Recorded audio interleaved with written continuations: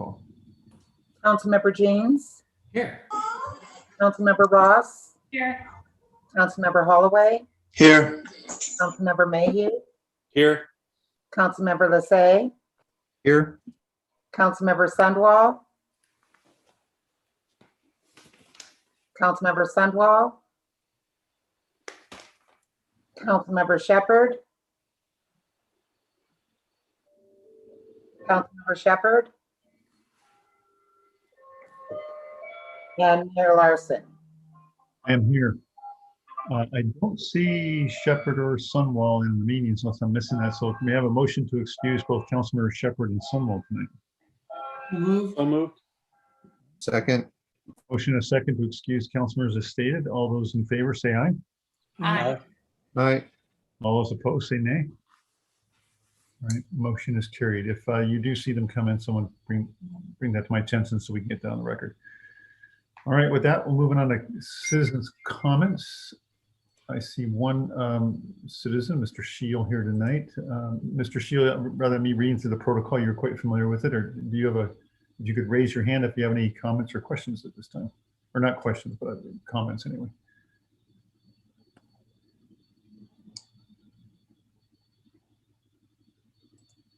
All right, seeing no hands being raised.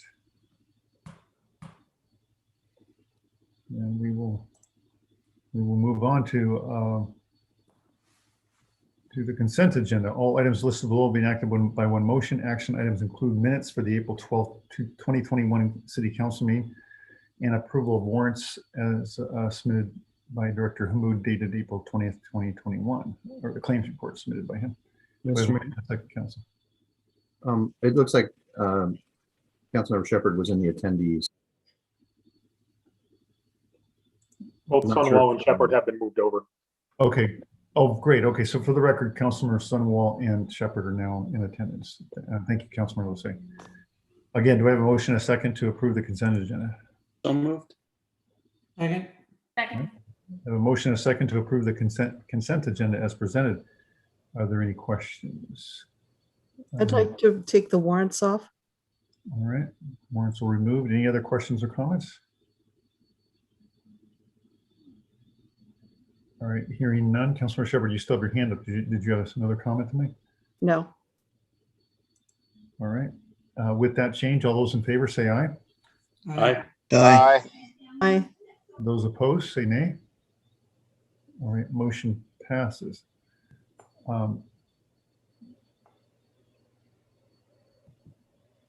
So with that, we, as this protocol, we take up anything that's been pulled off the consent agenda immediately. So can I have a motion and a second to approve the warrants?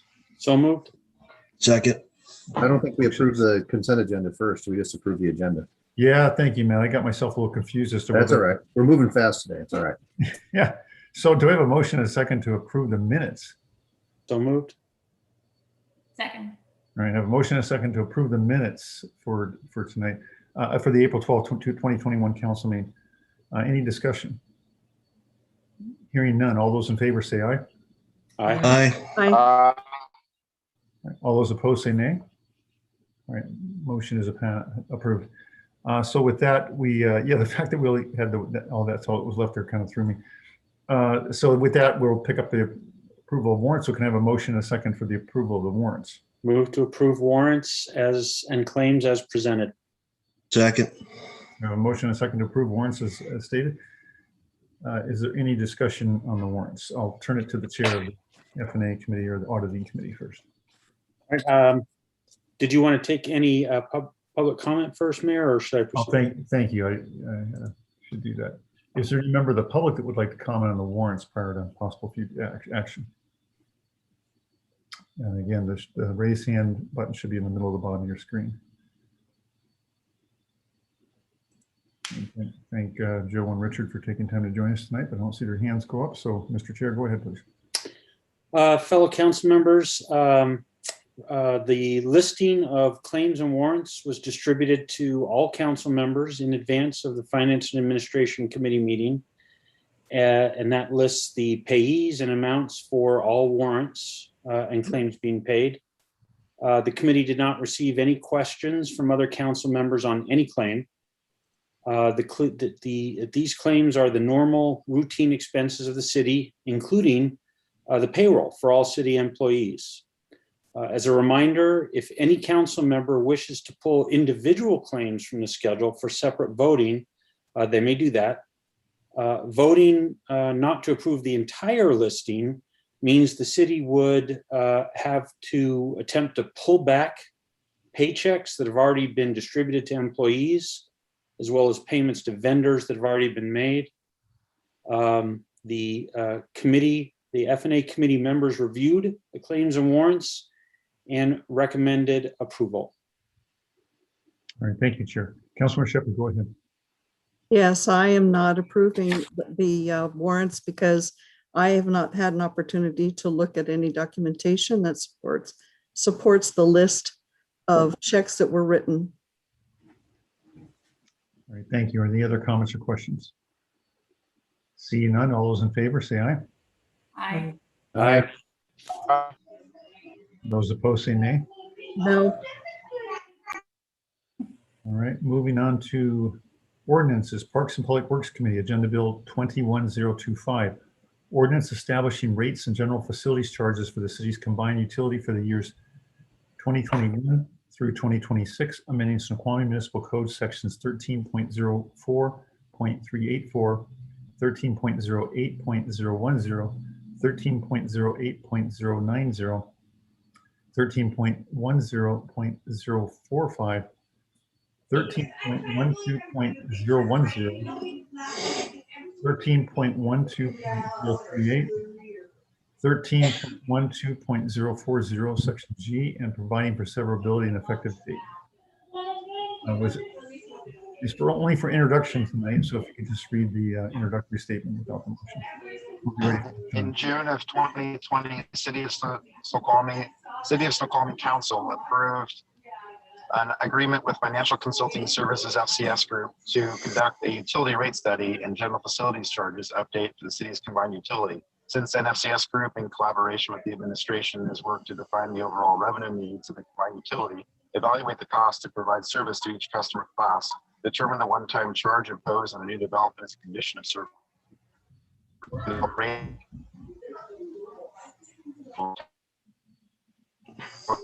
Is necessary to maintain and carry out combined utility operations, as well as support replacement and improve assets over a 6-year period. To adopt number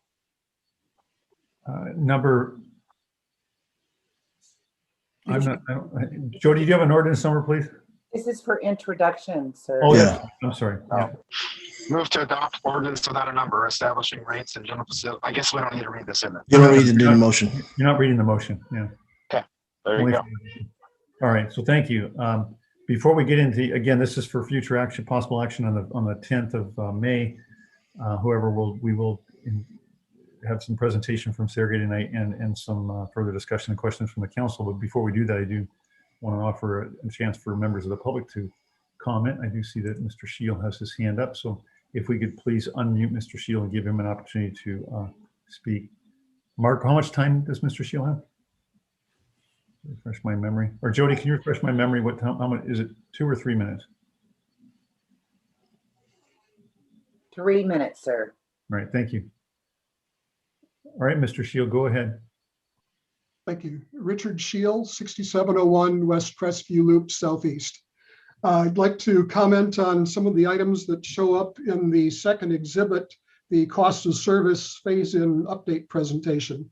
When the analysis was done of the current rates, I was quite shocked to see that the lowest income members of our community, those who live in multifamily residences, are paying way above what they should be. And the worst of the commercial high sewer rates, for example, are heavily subsidized to the point of being 82%, more than 82% paying less than what they should be. It's one thing to be off by 10%, something like that, and a reasonable, cautious adjustment to that seems reasonable. But in this case, it seems unconscionably bordering on immorally out of balance that the poorest of our community members are heavily subsidizing the worst of the polluters in the commercial sewage. And I would like to advocate for, instead of doing the gradual process that's called out in either the option A or the option B, that instead there be a much more rapid adjustment to the commercial high and restoring balance to those who are most in the worst shape financially. Like I would see cutting adjusting the rates that for the commercial high sewage in perhaps even 3 years to bring it into balance. And if that forces them to move out of our city, then to me, they would be welcome to move because they are contributing so much to the cost of our sewage treatment plant, and it's being borne on the backs of the poorest of our members. Thank you. All right, thank you, Mr. Shield. Are there any other members of the public that would like to speak at this time? Seeing no one else, council, could turn it back to you. Councilor Holloway, go ahead. So I first want to speak to the supposition of immorality and violence on the part of the council.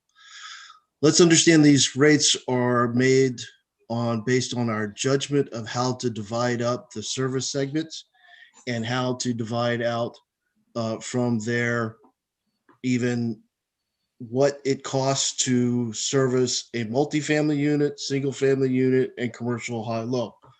Okay. In past, there was a rate. You paid by the unit of water or waste that you did, period.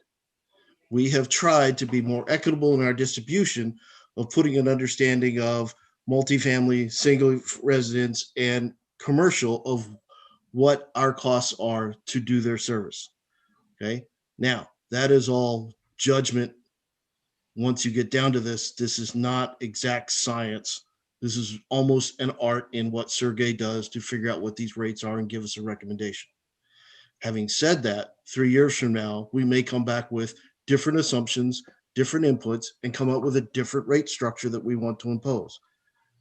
Given that condition, it is unwarranted to snap the line and drive businesses who are employing our citizens out of the community. Okay, so we did look at these and we did come back based on direction from the retreat of here are two options to look at. We said we wanted to drive more equity between commercial and multifamily, but we wanted to limit that conversion on the commercial to about 8% a year to get us there. Sergey will go through and talk to us about what the two options are and the assumption that he has there. Council, I see a couple other hands up. I'm wondering if it would be okay if we went ahead with Sergey's presentation. If that's okay, I'm primarily looking at Catherine Ross or Councilman Ross and Shepherd. If you're okay, indicate by putting your hands down that I'll just come back to the two of you immediately once we wrap up Sergey's presentation, if that's okay. Or go ahead and unmute.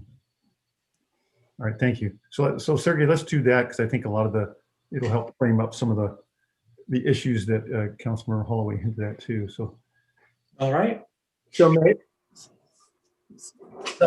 Sergey, I was going to present first, if that's okay. And we will transition over to Sergey. Basically, I've got an introduction to supply everyone with, for the most part. So if you don't mind, let's go back one slide. All right, so today I'd like to briefly get into Agenda Bill 21-025 and then hand it over to Sergey Tarasov, our utility rate consultant, for his presentation. To provide some background to this agenda bill and Sergey's presentation, the city has been working since June of 2020 to conduct a utility rate study and general facilities charges update for water, sewer, and stormwater utilities. Most of the effort that took place last year involved defining the overall revenue needs of the combined utility. The analysis that was completed was based on a multi-year operating forecast and the utilities capital improvement plan that was heavily influenced by things such as the COVID-19 emergency, the update to the utility system plans, factors incorporated into the 2021 through 2022 biennial budget. After some discussion and debate regarding the city's overall revenue needs, Council passed Ordinance 1242 on December 14, 2020, that established preliminary rates for the city's combined utility through 2026. The rates Council established consisted of a 0.0% increase for 2021, followed by a 3.07% increase annually between 2022 and 2026. The increases were based on an average residential monthly bill that assumed a 3/4 meter and 700 cubic feet of water consumption. It's important to note that Ordinance 1242 did not include any update to the GFCs. Since that time, the city has been working to finalize utility rates through 2026. This effort has been focused on evaluating the cost to provide service to each customer class and determining the one-time charge the city should impose on new development as a condition of service. During the 2021 council retreat, Sergey presented a cost of service analysis demonstrating that some customer classes were paying more and some were paying less than their equitable share of the cost to provide service. In order to resolve the differences between the customer classes, Sergey presented 3 scenarios or alternatives for council to consider. The first was to do nothing. The second was to do it all in 2022. And the third was to phase in a solution over time.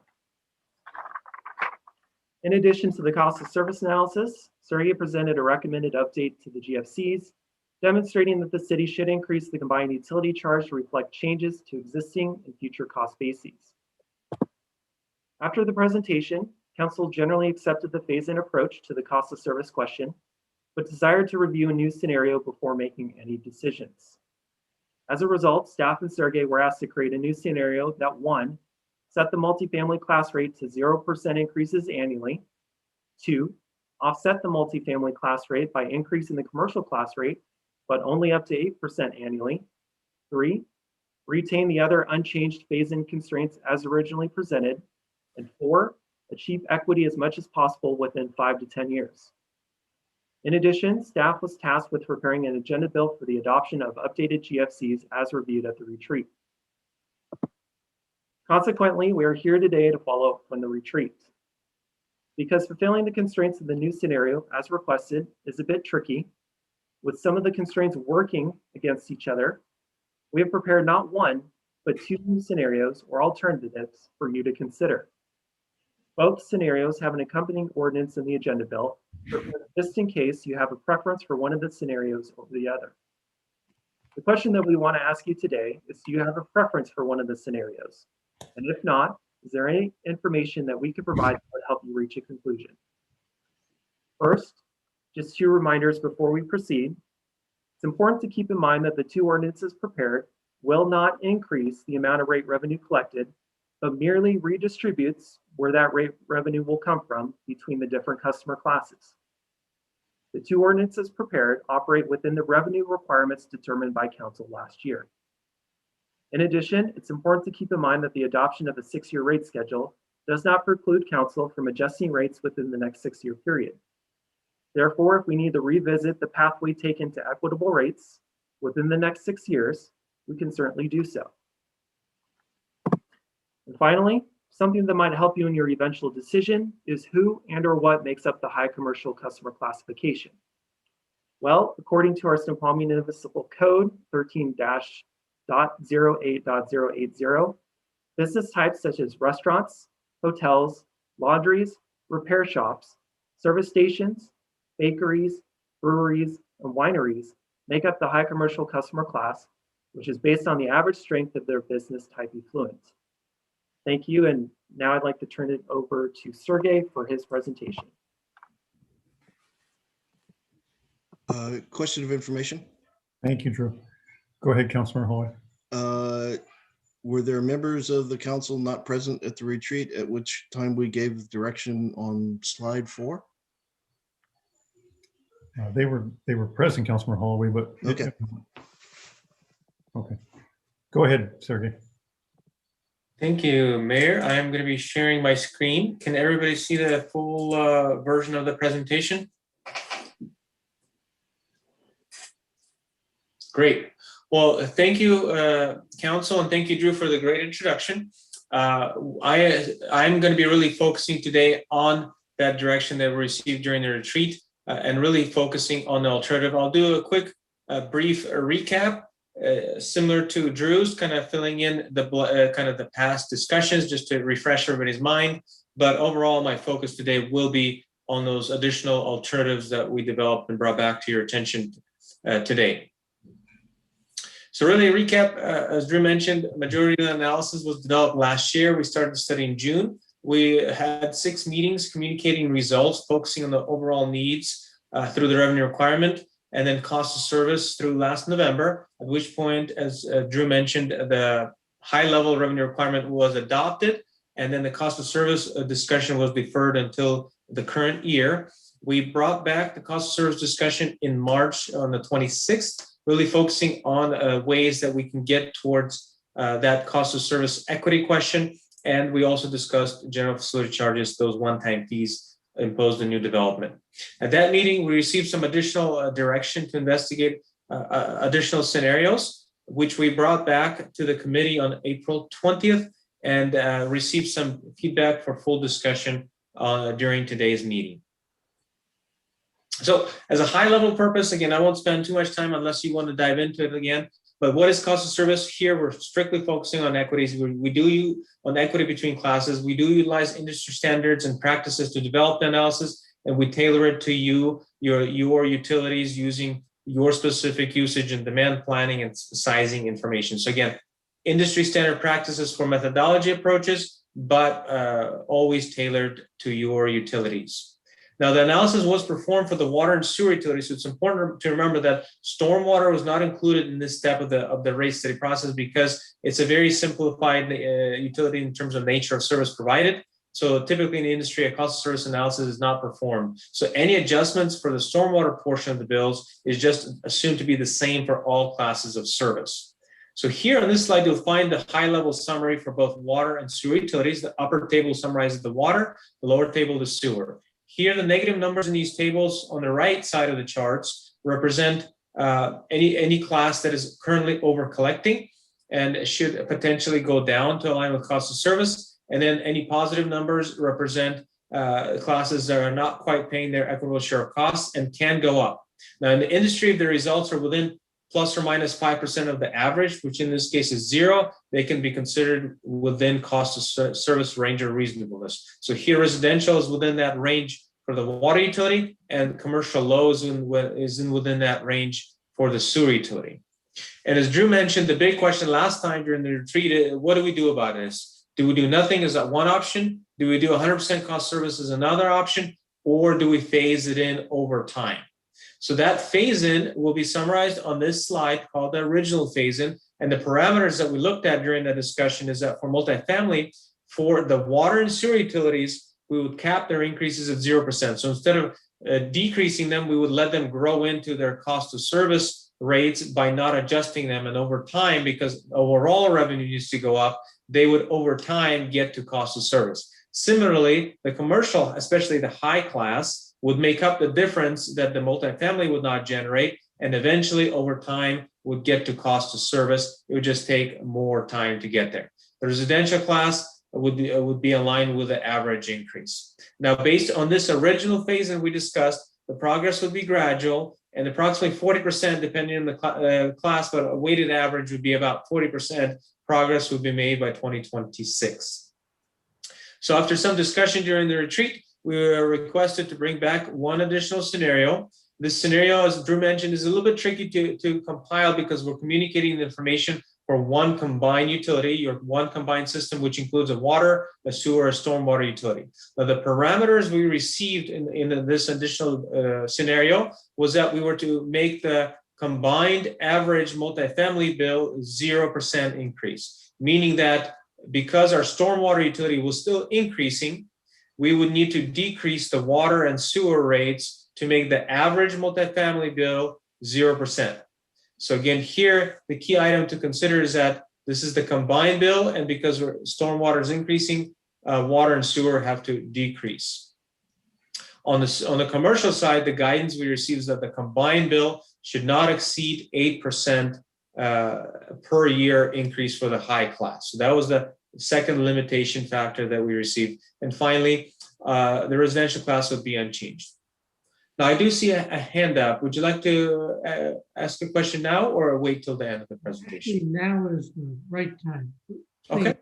This is for you, Sergey. Uh-huh. We have been together for years, and I've listened to your presentations for years, and you get into a rhythm that is so comfortable that you're speeding up a little bit. So please slow down. Okay. Thank you very much. Oh, not a problem. I apologize. Sometimes I do tend to talk fast. So if I am going too quickly, please let me know. Thank you.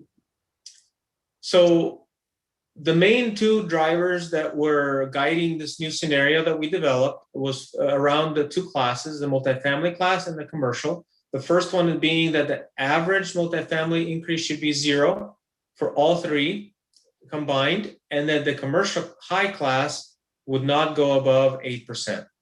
So when we developed this scenario, we found that the offset to multifamily would increase commercial to slightly over 4%, which you'll see in the next couple of slides, which was not a significant difference to the original scenario. So the progress that we were making towards cost of service was still about 40% by 26. We did get most of the classes to cost of service by 2031, but the commercial high was still quite a bit off and would require revisiting and modifying over time.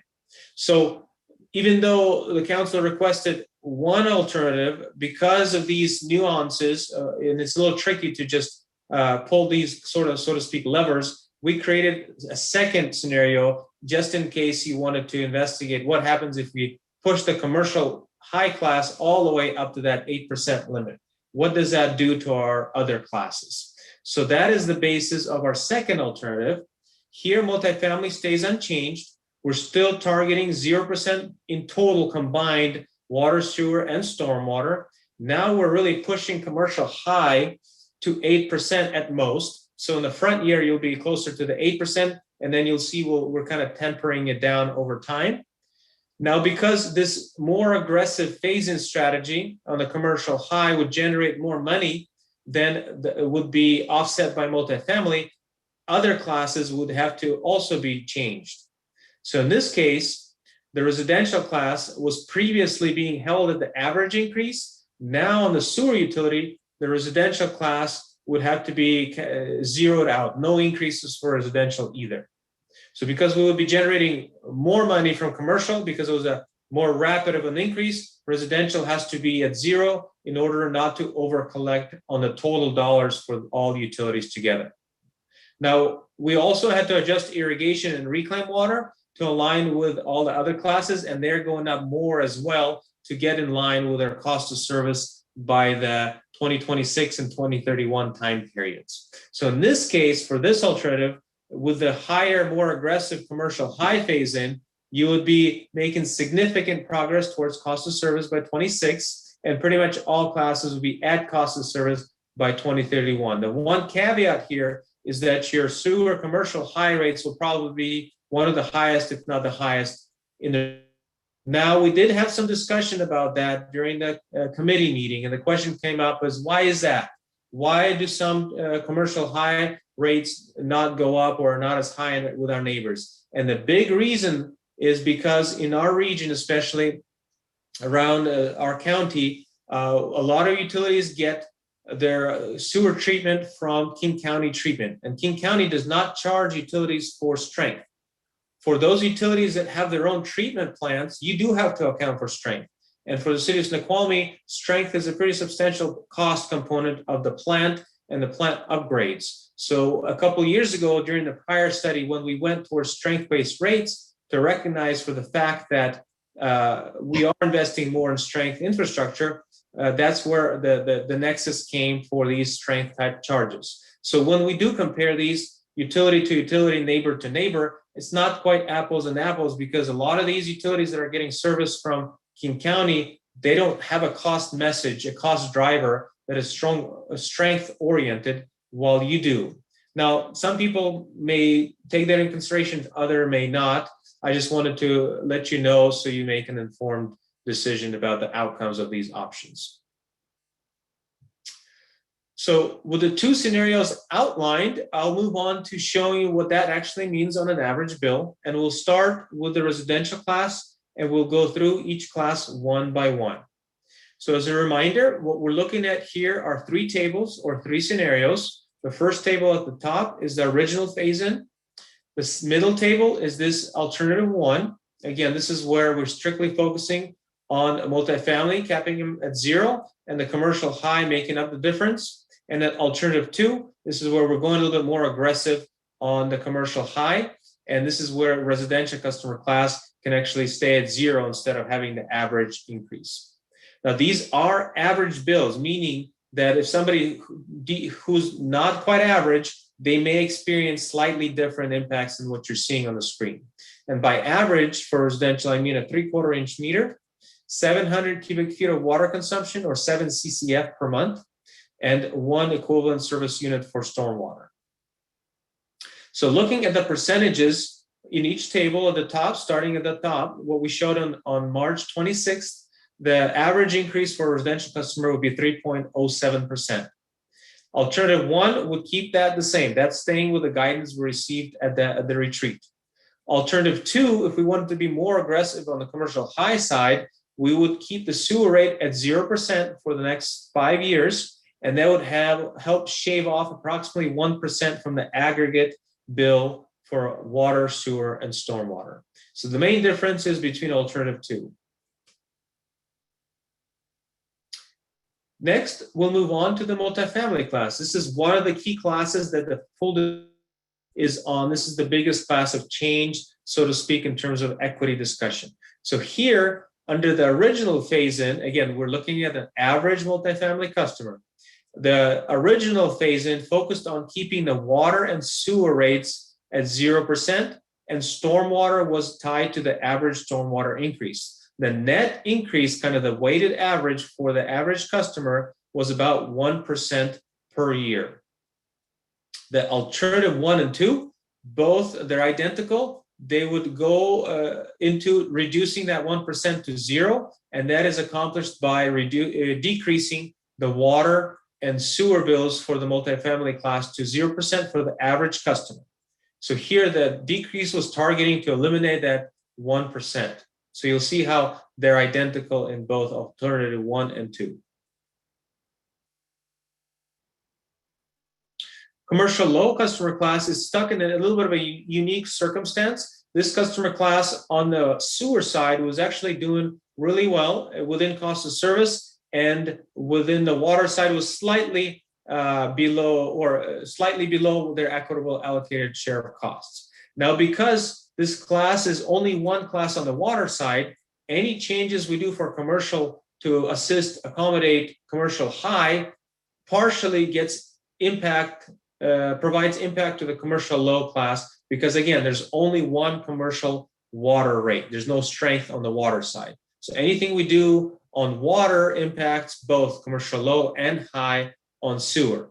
So the only changes that are occurring here is really trying to speed up that phase in for commercial high, because we're ramping up the speed on both the water and sewer phase ins. You can see there's a gradual change from the original scenario to alternative 1, and then again to alternative 2. And the more quickly we phase in high for both water and sewer, the quicker and the higher the increases are for low as well, strictly from that water portion of the bill. Now, the increases themselves are fairly minor, relatively speaking. The differences are, we're going from 3.5 to 3.65, so approximately 0.15% or so per year difference between original and phase-in 1, and then another 0.08% between alternative 1 and alternative 2, depending on the year we're looking at. So not significant percentages for the combined bill, strictly driven from changes to the water side. Finally, we get into the commercial high alternatives. The original scenario simply offset the water and sewer portions of the multifamily bill, keeping those at 0. So here the average increase was a little under 4%. The alternative 1 phase in tried to ramp it up the multifamily class gets decreased, and to offset for that decrease, the commercial high rates would have to be slightly higher at mid 4% or low 4%, depending on the year. Now, if we were to be a little bit more aggressive, kind of driving our rate to be one of the highest in the region under alternative 2, this is where we get into the 8% range. Now, the 8% is more of a weighted average. The sewer portion of the average bill would be the one that's driving this 8%. So again, just wanted to make sure everybody understands that as well. So really, these are the scenarios, and that's kind of the conclusion of the presentation. As Drew mentioned, we developed 2 alternatives. I know it's one more than you requested, but again, just because the rates are so interconnected, we thought that it is it's a big difference based on the discussion that was had on March 26th. So at this point, please let me know if you have any questions or if you want to go back to any slides or any kind of comments that you may have. Great, thank you, Sergey. Councilmember Ross, did you still have your question? Actually, Drew Boutte answered it. I was curious about the number or who falls under commercial high, and these large increases. If we went with alternative 2, they're really going to impact our restaurants, our breweries, our wineries, our repair shops, our laundries, and there's smaller businesses that I'm not sure can withstand a 8% average increase every year. So it's just something to think about. All right, Councilmember Shepherd, then Holloway, then Jeans. Okay, so I have a few questions. Our analysis on commercial rates, we didn't compare ourselves, or we weren't presented with our rates versus other cities, and I'd like to see that. That's one.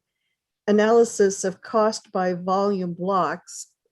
I know that the city has a policy that they don't want to look at that, but I'd like to get a clear explanation of why we decided not to do that. And then another question I have is, how did the commercial rate get so out of alignment, and how long has the commercial been underpaying?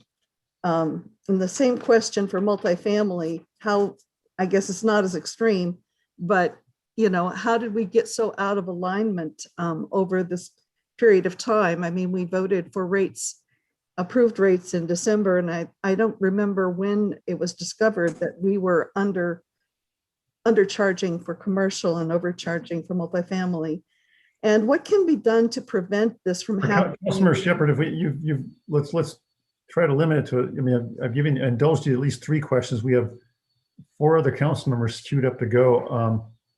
Let me do a round robin where I give everybody else a chance for some questions, and I can come back to you if you have more questions. But I'll go ahead and ask Sergey to, I think one of the more pertinent questions I think you asked is, why is it, Sergey or Drew, if you could address, why is it that this discrepancy has been gone undiscovered for so long?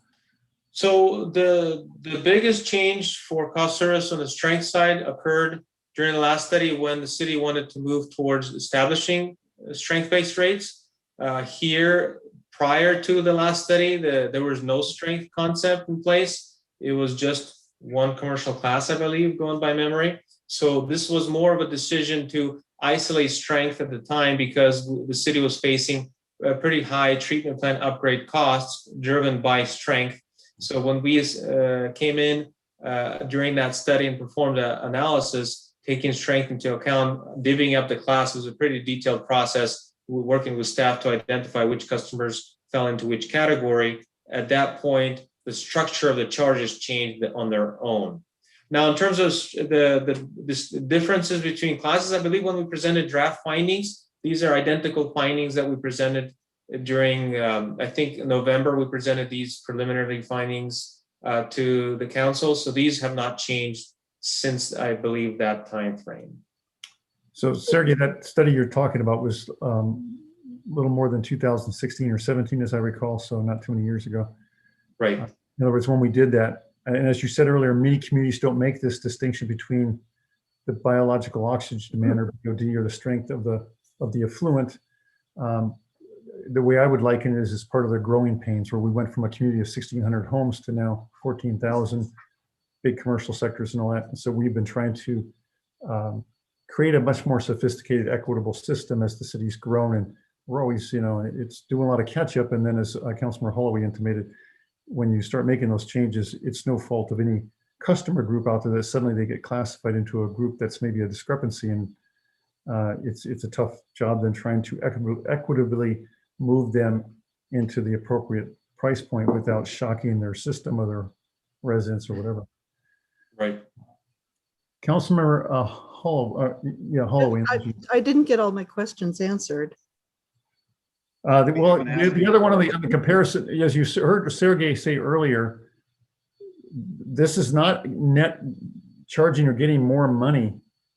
It's moving it around between the classes. So when we're comparing overall rates from city to city, you're not comparing to do apples to apples. We're not comparing their various mix of classifications within those rates against the various classifications of another city against those rates. So I'm not sure if it's easy to understand your question, how you framed it. I'm talking about the cost by volume blocks. So cost by volume blocks would be a rate design question, and it would be pertaining to the water utility. And if that's something desired for us to survey, it's an additional task that we'd have to add to our scope of services. And we could perform a survey for other utilities by block if that is something that the city would like us to do. All right. And what was your third question, Councilmember Shepherd? The other question is, what can we do to prevent this from happening again as far as getting these rates or the cost that's actually paid for become more in alignment with what rates are versus what it's costing them for their service? That's easy, doing what we're doing right now. Councilmember Holloway. I really floor. Go ahead. I'm not going to participate at this stage. I'll check later. All right, Councilmember Jean. Councilmember Jeans, if you could unmute, please.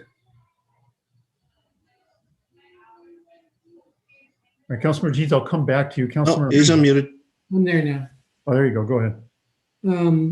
As I look at the two alternatives, I would say selfishly, I would like option 2, because for the residential and for the vast population of Snoqualmie, option 2 would be more reasonable to the residential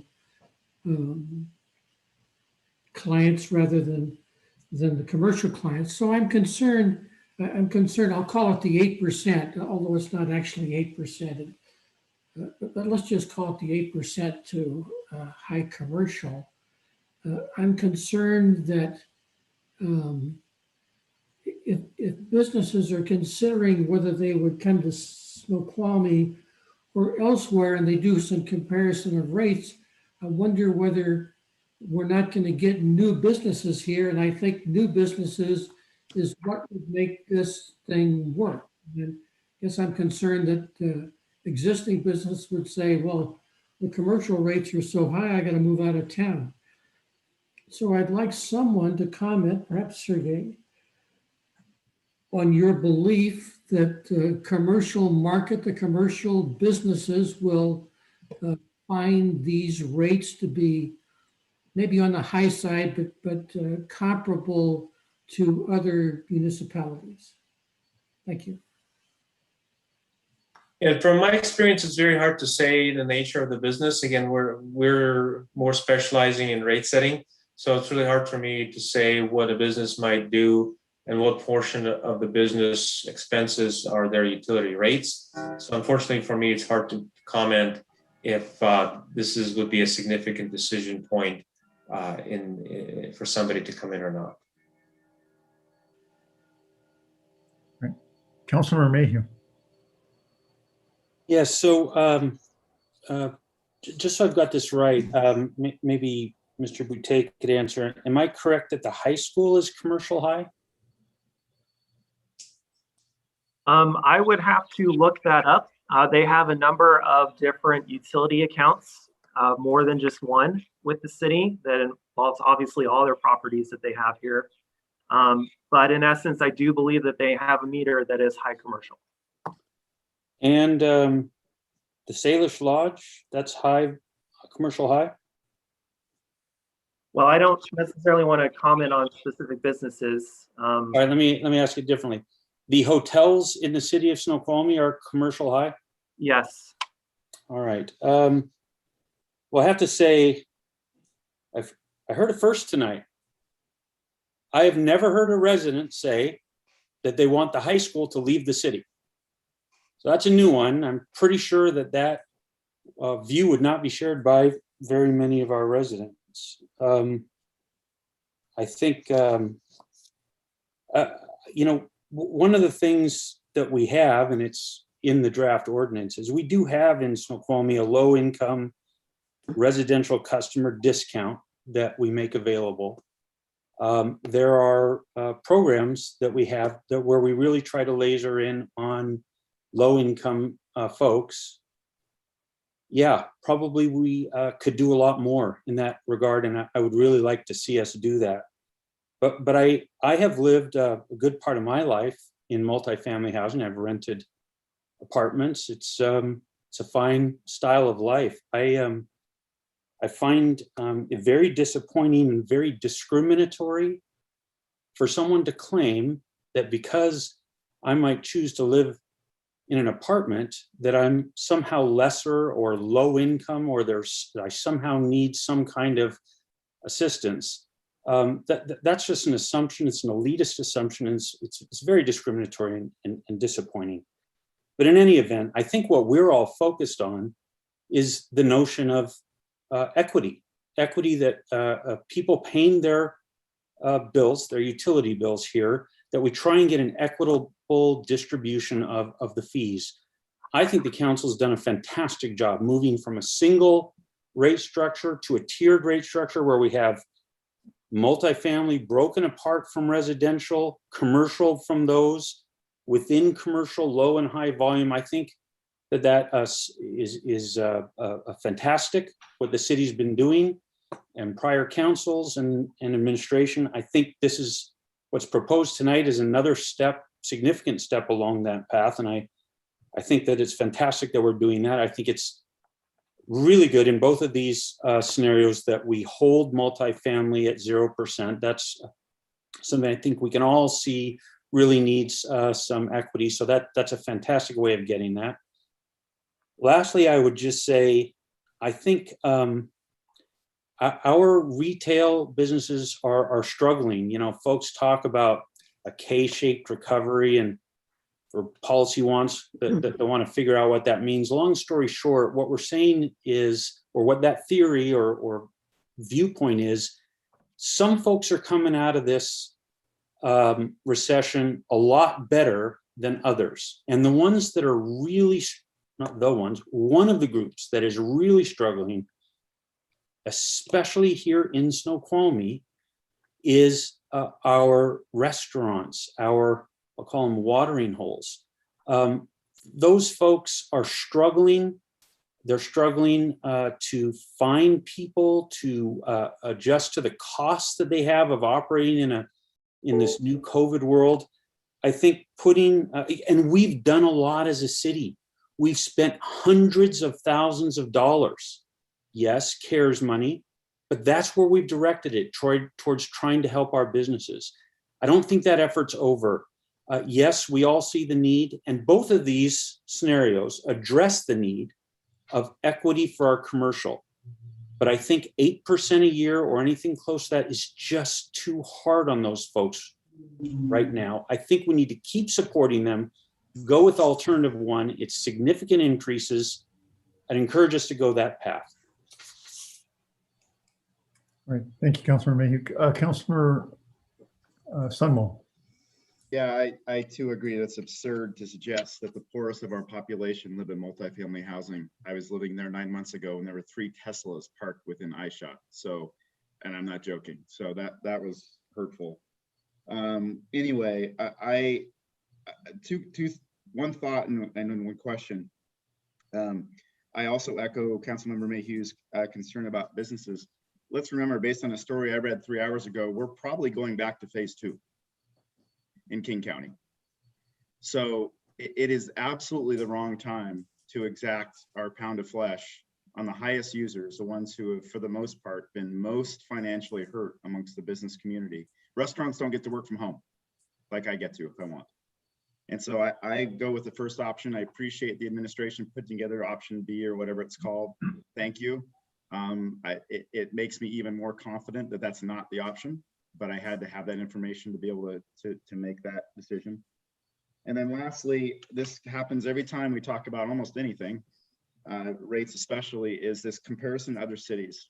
Maybe the administration can re-enlighten us on how many cities, particularly those of our size, have that operate their own all three utility systems, because that's all we can do is compare to those organizations. It doesn't do us any good to compare to North Bend or Bellevue or maybe whoever. So it's fun and it sounds like great because it looks good on a chart to see where we stack up, but I just don't think utility rates make that chart very useful.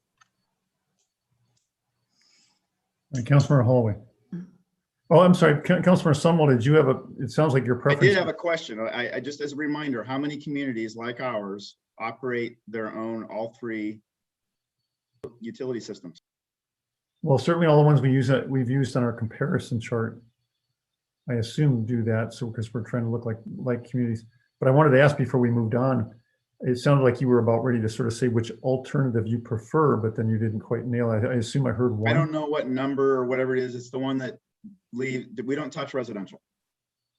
Single family homes, leave alone, cap apartments at 0, and then the up to 8% or whatever it was that for that would be alternate. That would be one alternative one. Thank you. That one. Yeah, 2 was the one that was going up as high as 8%. So, alternate 2 was the one the one the staff brought to the council at the retreat had the 1% for the storm on multifamily. Council said, no, let's at least get that to 0. And then the other alternatives there now, is it pushing just beyond 4% or as high as 8%? So that's really unless you want to go back to the one with the 1% increase for multifamily, it's really a choice between alternative 1, which is just north of 4% for the high commercial class, or alternative 2, which is up to 8%. So it's a faster, 10-year time frame to get to more full equity. Councilmember Holloway. All right. So first, a question, Sergey, if we were to do rebalance in year 1, what would be the percentage change to commercial? I think it was 42%. Was that? So 42%. I believe that was reviewed at retreat, but in part to answer Mr. Shields' question, there's that information. So I want to go back to Mr. Shields' wife, Councilman Shepherd, and answer some questions there of why are we here? And really, because we have matured our model beyond a lot of our comparable utilities in the area to include strength as part of our consideration. Okay, that's also partially why you see that comparisons at those rate groups to other utilities is kind of apples and oranges, because strength is not part of their model. They have not matured to where we are in trying to make the equitable balance. Okay. A more appropriate comparison would be total cost of utility per capita, and do that comparison across utilities. We've done that in the past. We always follow in the mid quartiles, pretty much comparable year to year going from there. But Sergey and company could come back with that and advise us. Now, why we have 2 alternatives is there were two of us in attendance in Public Works the night this came forward. We felt it important for you, the council, to have a view of both alternatives and to make a group decision as to which way we wanted to go to really push for equity, or push equity but not as fast. Those are the 2 alternatives you have in place. I will say probably tonight I'm probably into alternative 2, but Sean can talk me otherwise. That's it for me. And thank you. Before we come back around, I want to hear at least oh, I'm sorry, Councilmember Jeans, go ahead. Councilman Jeans, if you could unmute. So I want to draw attention to the second option which has the higher costs for the heavy user commercial. It's strange to me that that's set up with the highest percentage in the first year of application, which is 2022, at over 8%, and it goes down each year. That seems counterintuitive to how most things unfold. And I wonder whether we could like start at 6 or 6.5% and get to 8 and 8.5% over those 5 or so years. And would that still be consistent with what we need? And would that be a better option? To Jim's point, let's not punish the people who are hurting the most, which are the businesses, the small businesses. Remember, this would not first come to them until 2022. But if it came at like 6% rather than 8%, that is certainly more palatable. And in 2026, we would certainly be years out of this assumed COVID crisis. So is that an option, Sergey? Well, as kind of Drew mentioned in the summary, everything is intertwined because we're limited to how much dollars you adopted as part of the rate increase last time. Whatever we don't collect in one area has to be collected somewhere else. So if we're not going to go 8% here and we're not going to touch multifamily, we're going to need to bump up residential. So it's a fine balance, and it probably could be done. It's just going to be more permutations, changing our overall scenarios by fractions of percentages. Yeah. That scenario that we developed just tried to run it up to the 8 limit that we were provided. We could try to shape it. It would just create not flat increases for, let's say, residential. It's going to be, instead of 2 to 3%, it's going to be somewhere there. So it probably could be done. It just have to be, again, more alternatives. Thank you. Councilmember Ross. As I mentioned earlier, I agree with alternative 1. So our multifamilies, there's no increase each year. It also allows our restaurants and breweries and wineries to recover from COVID and not giving them a huge increase each year. And it also has a chance in 2026 or 2027 when we review utilities again to relook at this and see what else needs to be done to be sure it's equitable.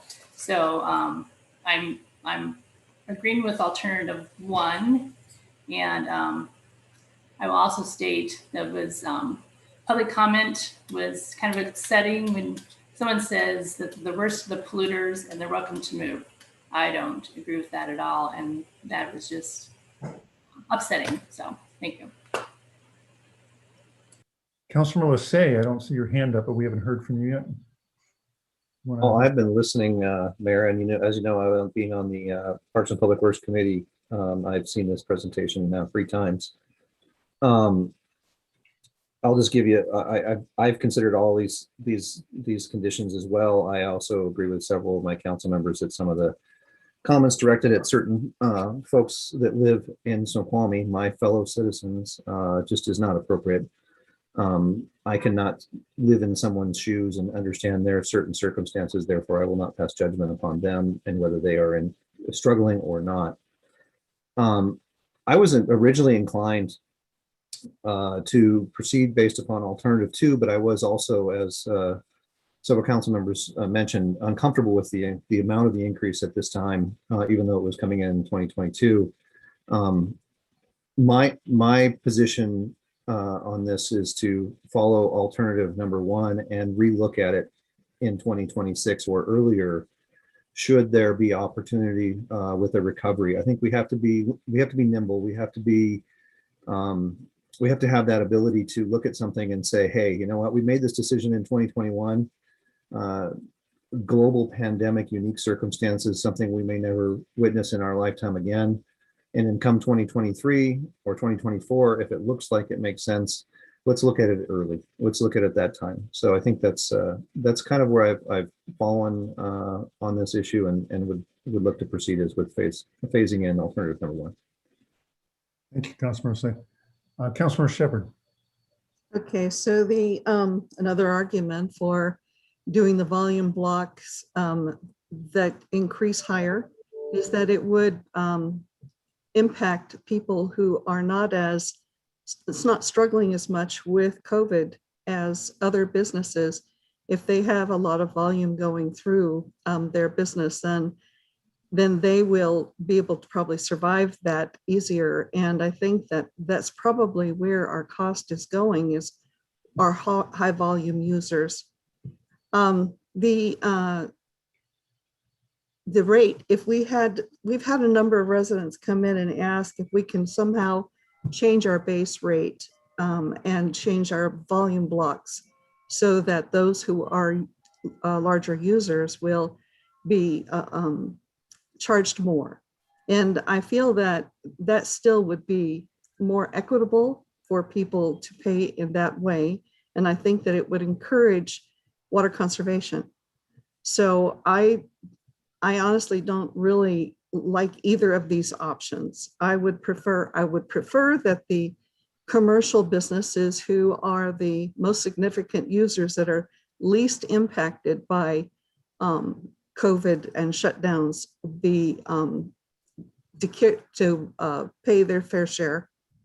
And I would like to see those who have less water going through their system be able to save money and not be burdened with a fixed higher rate of a base rate. So that's where I stand on this. Okay, so you're not weighing in. Right now, Council, I'm looking at a count of four leaning to option or alternative one, and two to alternative two, with one Councilmember Holloway being as he stated, somewhat of a soft two. He could be convinced to go one. So all I would say in my observation at this point is that it's a great conversation. It's one I've been very proud of, that the work of the council has done for the last 15 years or so. You know, when I was on the planning commission and council years ago, I watched, or particularly on the planning commission, I watched 2, 3, 4 years go by where the council made no action to take any rate increases whatsoever. The system was under severe stress for lack of resources to maintain our existing infrastructure, to build tens of millions of dollars of old failed infrastructure in the historic downtown. So as Councilmember Holloway intimated, and Councilmember Jeans was here through much of that too, there's been a monumental complexity of issues. It was sort of a big elephant to take on. And what I was proud of with the council is they were willing to start eating that elephant, but they realized they weren't going to do it in one bite. And but this had to be a long 10, 20-year project. And so you're experiencing along that long spectrum of trying to tackle that elephant and move toward equitable, more sophisticated rate systems as the city's grown, that this is one more step in that regard. I don't feel you need to feel a rush to do that. I think the fact that you're getting multifamily to zero and any one of these alternatives addresses that equity issue. I agree that there's many multifamily that is not in the lower income class, and so there isn't that, but you know, having more patience to, again, eat that elephant in smaller bites to move toward equity without doing damage to our commercial restaurants and so forth that have been suffering the most right now. I think the council should feel very comfortable in that. So right now I'm seeing that the direction to the staff would be to go back with the 4. Councilmember Holloway, I assume, given that you're fine to support option or alternative 1 as well. So I was debating making a motion to remove alternate 2, just to limit our discussion for the next council meeting. Okay. To answer your question, Chair, I move to remove alternate 2 from the agenda bill. Right, Point of order. Yeah. This item, this item was not introduced with a motion, therefore no motion can be made to change it.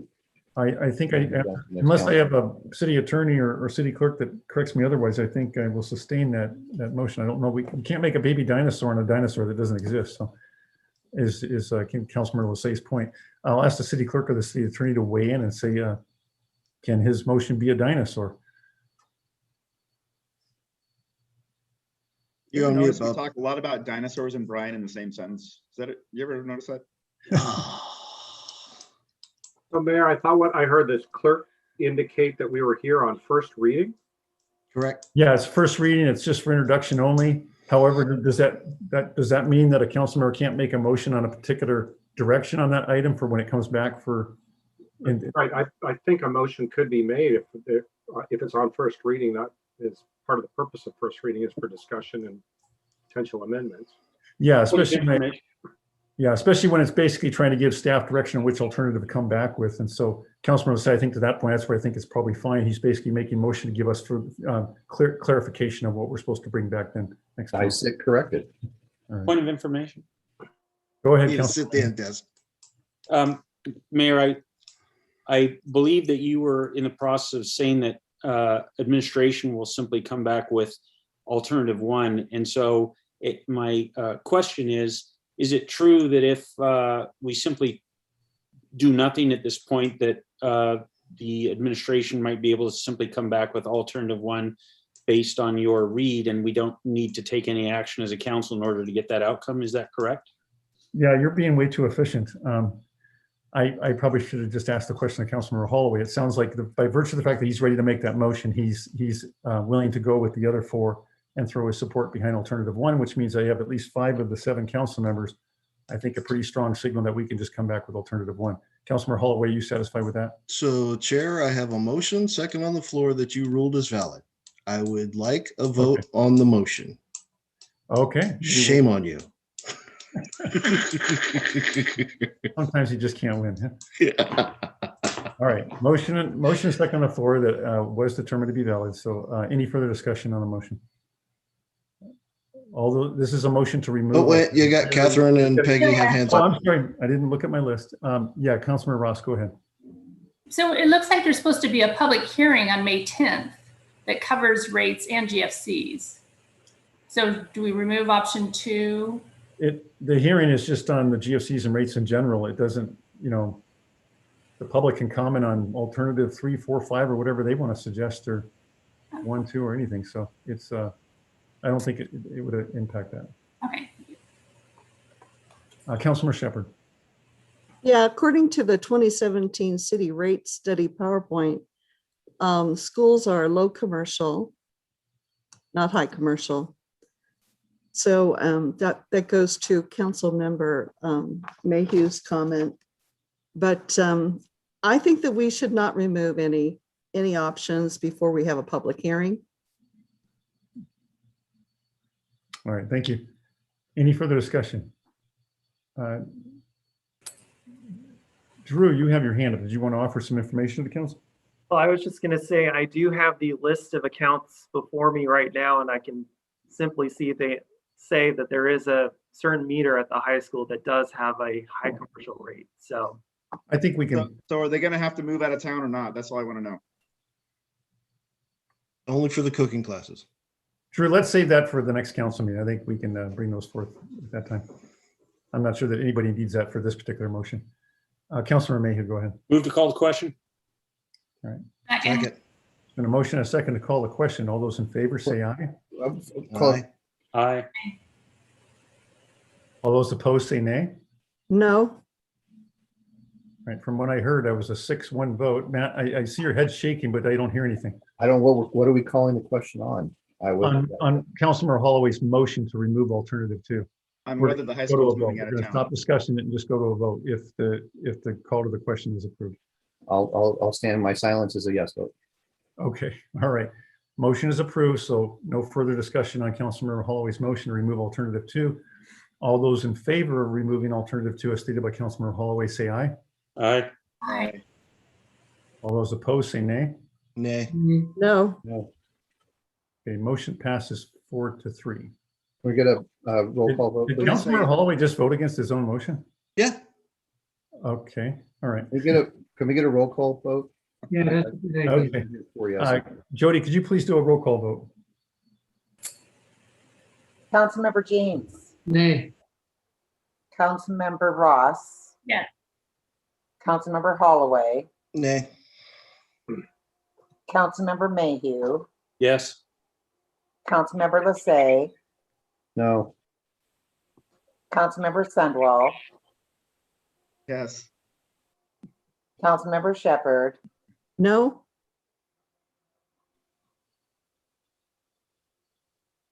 People change votes, but that's okay. I think that, I didn't hear Jean's vote before. I think Jean's voted no, so that means it flipped the other way, 4-3 correct. against the motion, correct? Correct. Okay. All right. So the motion fails. good Okay. call. All right. But I still have direction of a majority of the council, Mayhew, Sunwell, Lissay, and Ross, to come back with alternative 1. That is what we will do. Councilmember Sunwell. Yeah, can we move on? I don't hear a second, so that motion dies for lack of a second, but let's all. Try to- Second. All right. Jeez, you guys are killing me tonight. The horse is dead in the pasture. Yeah. All those in favor of moving on, say aye. Aye. Aye. I I patiently had my hand up, so no. No, All those opposed. no. Okay. Unless you want to do roll call, I've heard what I think was about 4-2, if not 5-2, to move on. Would be nice if people just wouldn't flippantly push motion forward when people have questions. Hey, Matt, I was called on. All right, so we're gonna move on, folks. Sorry, I'm just chairing. I'm just trying to do my best here. Hang on one second. I gotta get back into my notes here.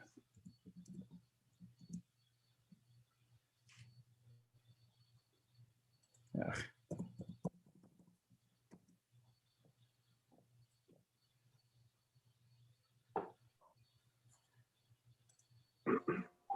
That, folks. All right, where were we? Any moving on to reports? Any report for Parks and Public Works Committee? No report. I was chair of the meeting. All right. Community Development Committee report. No report. Finance Administration Committee report. Councilor Mayhew. Councilor Mayhew, any report for FNA? If you could unmute, please. Did we lose Jim? Did he leave? I don't see, does anyone see him in the meeting anymore? Mayor, he's not on the meeting. I can't see him. All right. Is anyone else from FNA that has any report for FNA, any other committee members? No report. All right, Public Safety Committee, any report? No report. Committee of the Whole, any report? No council report. Yeah, sorry. Or any council liaison reports? I'm sorry. Any liaisons want to give an update or report at this time? I don't have anything. No report. Chair Sean, Councilmember Sunwell has his hand up. Oh, no, sorry. Yeah. Nice. Matt, just, you might want to know, I just talked to the Senator Mark Mullet today, and he did indicate that the felt confident he got the funding for the museum. I think they put $1 million request in there for some items. So I thought you'd be pleased to hear that. Thank you, Mayor. I just let council know I made a mistake on putting an appointment at the wrong date for the Railroad Museum and missed that meeting, but I have arranged to meet up with Richard later. But if that news has come through, that's exactly what I wanted to hear. That's very good news. Yeah, so there'll be more detail on that shortcoming, I'm sure. All right, I don't have any other, I don't know if there's any other announcements other than to let the council know I'm scheduled to give a State of the City address at the Chamber of Commerce luncheon, or the virtual luncheon, at this coming Wednesday at 11:30 in the afternoon. Hopefully some of you can perhaps make it to that. Otherwise it should be recorded for any viewing at your convenience if you have time. Any staff, any other announcements, or staff, any other questions from the staff at this time? Can we get a COVID update? Mark, do you have anything to update on COVID, or Mike Bailey, Chief Bailey? We've had a couple of internal meetings just planning on return to work. We're circulating a document to provide some guidelines. And then when the governor lifts the restrictions, we'll be ready to react to it. Not COVID related, or I don't know if Mike Bailey was here. Was he, Mike, were you going to add anything else? Mike, I was did you- just going. I Yeah, was go just ahead, going to Mike. mention. I was just going to mention that we had our second vaccine event yesterday, and we're able to. The number I got from the hospitals, we're able to put 1,020 shots in arms yesterday.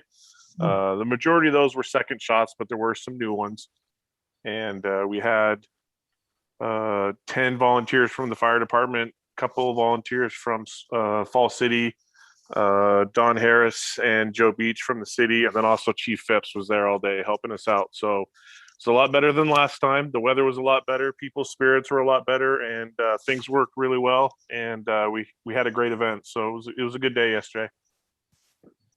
Great, thank you, Mike. Appreciate all the work you guys are doing on that too. Also forgot to note that at 5 o'clock, just before the council meeting, met with myself and the staff had a chance to meet with the Congresswoman Kim Schreier and her staff, queuing up some things on infrastructure, with not only for the infrastructure package, but potentially from some earmarks and other funding sources as well. We particularly have, focused on the Parkway and the community center, and both were well received. So we thought the meeting went quite well. So anyway, we'll keep you posted on any progress along those lines. So with that, if there's no further business coming before the council, I'll entertain a motion to adjourn. Motion to adjourn. Second. We have a motion and a second to adjourn the meeting tonight. All those in favor say aye. Aye. Aye. Aye. Aye. Those Night, opposed, everyone. those opposed say nay. All right. Motion is passed. Everybody enjoy.